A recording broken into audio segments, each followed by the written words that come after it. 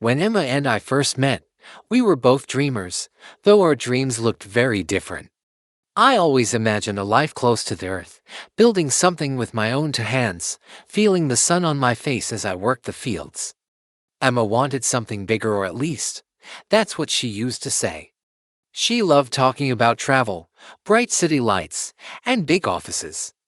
But when she married me, she said she was ready for something simpler, something real. She said she wanted to build a home with me, and for a while, I believed her. I bought that farm with my savings and a loan that nearly choked me when we started. It was rough land, overgrown and tired, but I saw life in it. And Emma said she saw it too. We spent weekends clearing fields, planting, fixing the old barn. She would laugh, covered in dirt, saying she felt like a country girl now. I held on to those moments like gold because that was the life I wanted, us against the world, building a future together. But slowly, I started noticing changes. The first year was hard, and I don't blame her for feeling worn out. Farming isn't glamorous. There are no breaks when animals need feeding or when crops need watering. Rain ruins plans, and droughts crush hopes.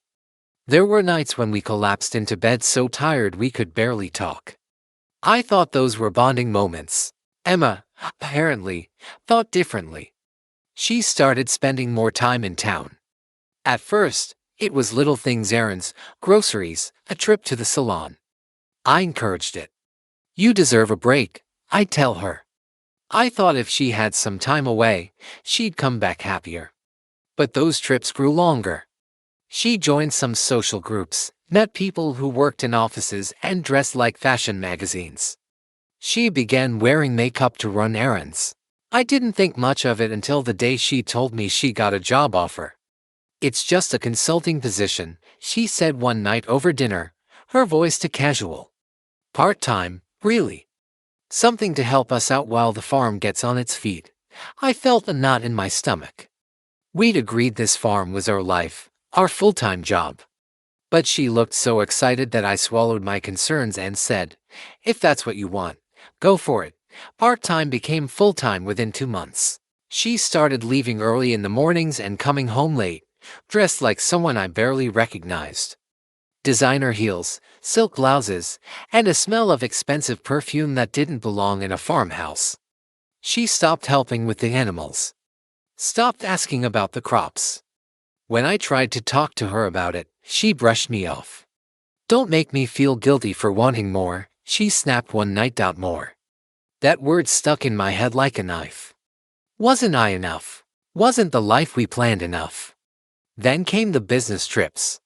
At first, they were short overnight stays in the city for meetings. Then weekends. Then an entire week. I asked if I could come along once, make it a getaway for both of us. She laughed. "You'd be bored out of your mind," she said. "It's all work." I wanted to believe her. God, I wanted to. But something didn't feel right. So one night, after she left her laptop open in the kitchen, I gave in to the temptation I'd been fighting for months. I opened her emails. What I found hollowed me out. There weren't just emails about work. There were messages from someone named Damien. At first, they were friendly, professional even. But then I saw the tone change. "Last night was amazing," one read. "Can't wait to feel you again," said another. Photos. Hotel reservations. My wife, the woman I loved, the woman I built this life for, was having an affair. My hands shook so hard I almost dropped the laptop. I couldn't breathe. Every word blurred in front of me, but I kept reading, kept torturing myself because some sick part of me wanted to know everything. They'd been together for almost a year. All those business trips. They weren't meetings, they were weekends with him. I felt something inside me die that night. When she came home, smiling and smelling like perfume that wasn't for me, I couldn't even look at her. I didn't confront her, not yet. I needed to think. I needed to plan. I slept on the couch for the first time in our marriage, telling her I had a bad back from farm work. She didn't question it. She was too busy texting him under the covers. Over the next few weeks, I started gathering evidence: screenshots, copies of hotel bookings, even photos of them together that I found on a hidden folder in her cloud account. It broke me every time, but I kept going because I needed the truth on my side when the storm hit. And the storm was coming. The final straw came when she told me she wanted to sell the farm. "It's just not sustainable," she said, sitting at the kitchen table with a glass of wine in her manicured hand. "We're drowning in work and barely making money." Damien says she stopped, realizing her mistake too late. "Damien says what?" I asked, my voice so calm it scared even me. Her face went pale. She stammered something about a colleague, but it didn't matter. That was the moment I knew I wasn't just going to confront her, I was going to destroy this fantasy she'd built on my back. I stared at her, letting the silence hang heavy between us. Her lips trembled as if she wanted to fill the air with excuses, but I didn't give her the chance.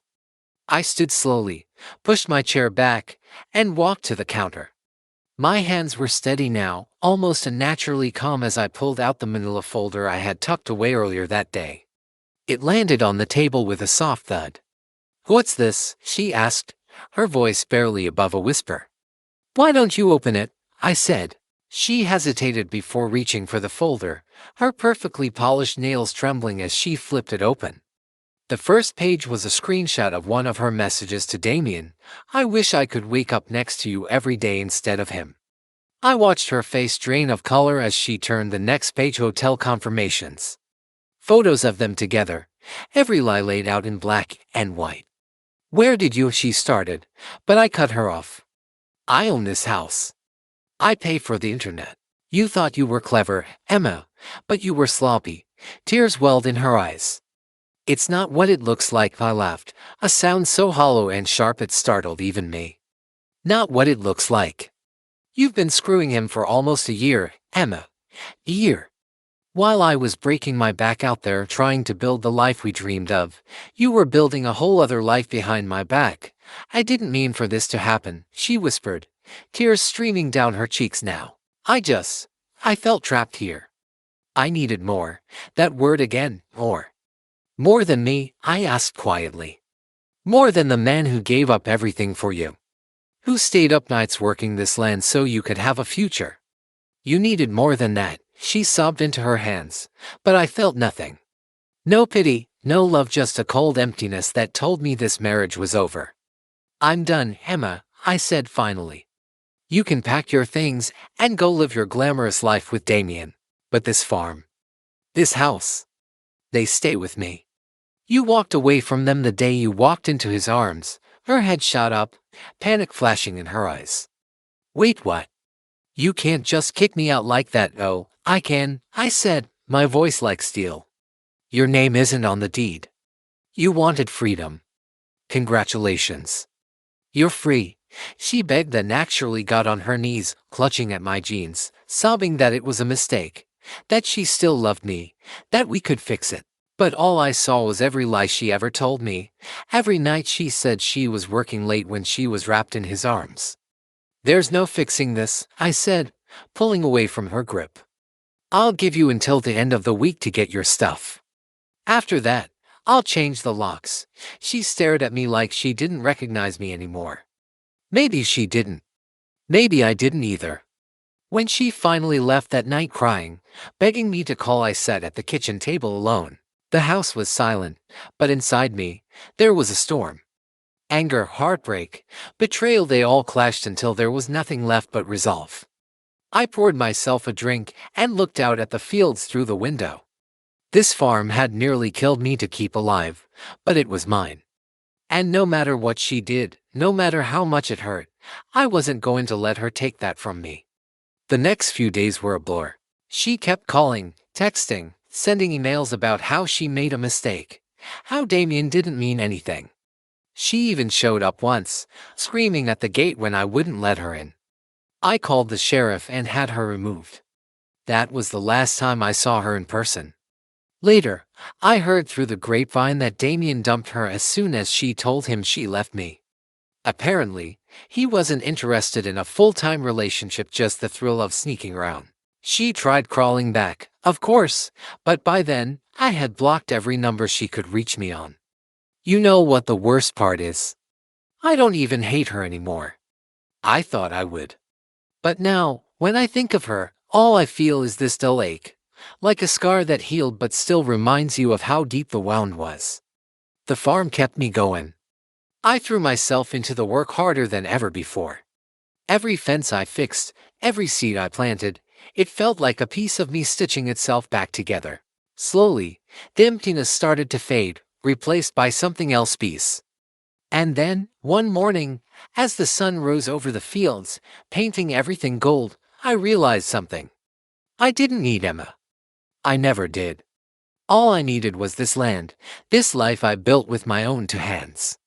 And maybe, someday, I'll find someone who truly wants to share it with me. Someone who won't need more. Until then, I'll keep working. Because this farm, it's more than enough. The weeks that followed were a mixture of grief, fury, and a strange sense of liberation. Without Emma around, the farm felt emptier, but also quieter in a way that allowed me to think clearly. I walked the fields early in the morning, listening to the birds and the wind in the corn stalks, and for the first time in months, I didn't feel panic or anxiety. I just felt alive. I threw myself into work like never before. Fixing broken fences, feeding the animals, clearing brush, planting new crops. I immersed myself in the physical labor until exhaustion replaced the ache in my chest. Each nail I hammered, each seed I planted, was a reminder that I still had control over my life, that I was capable of creating something meaningful, even after betrayal. But it wasn't easy. Some nights, I would sit on the porch, a cold beer in hand, staring at the dark horizon, and the anger would rise up again, unbidden. I would think about her laughing in expensive restaurants with Damien, thinking about all the times she lied about work trips, all the nights I stayed up worrying while she was with someone else. I wanted to scream, to smash something, to make her feel even a fraction of the pain she caused. I didn't, of course. Instead, I wrote.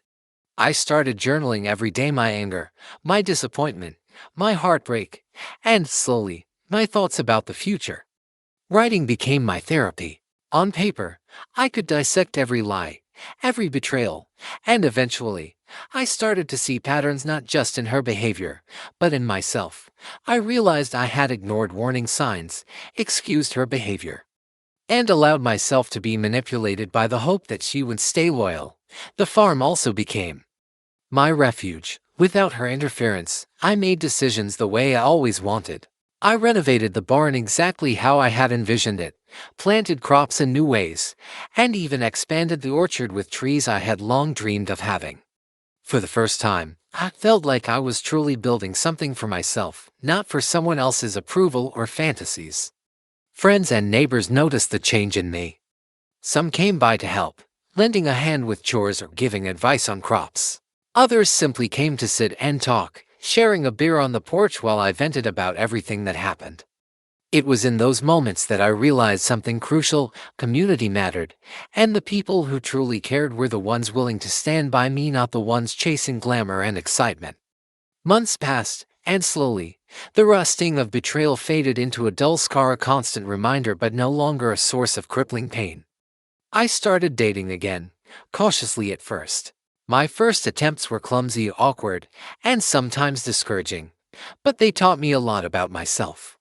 I learned to recognize red flags, to value emotional maturity, and to prioritize trust and respect over superficial charm. One day, as I was fixing a section of fence along the edge of the property, I caught sight of a woman from town who often volunteered at the community garden. She waved, and I waved back, feeling something I hadn't felt in a long time: curiosity, excitement, the tiny flutter of hope. Over the next few weeks, we began talking more, sharing stories about our lives, our challenges, and our dreams.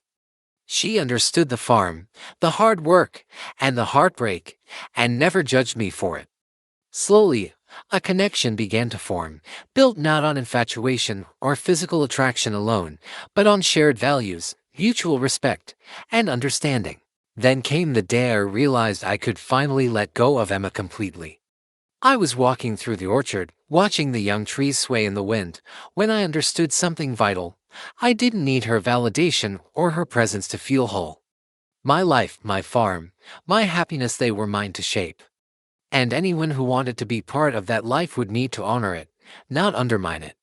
I also started reflecting on the lessons I had learned. Betrayal had been painful, yes, but it had taught me resilience, self-respect, and the importance of boundaries.